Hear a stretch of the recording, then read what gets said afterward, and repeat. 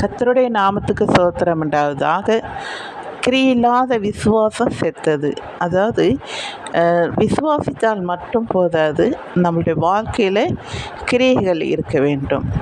பிசாசு கூட விசுவாசிக்கிறது, நீர் தேவனுடைய குமாரனாகிய கிறிஸ்து என்று சொல்லுகிறது.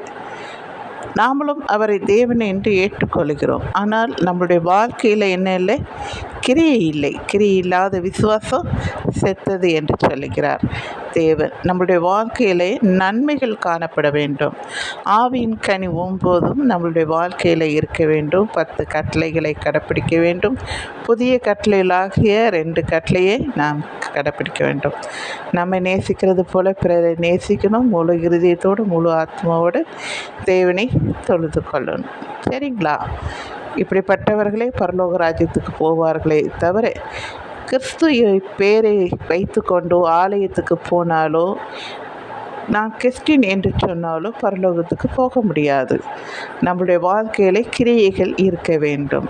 தேவனுடைய போல நம்ம எல்லாவற்றிலும் பரிசுத்தமாக இருந்தால் மாத்திரமே நாம் கிறிஸ்தவர்களை தவிர, கிறிஸ்துவன் என்று சொல்லிக்கொள்வதனால் நம்ம கிறிஸ்தவர்கள் அல்ல.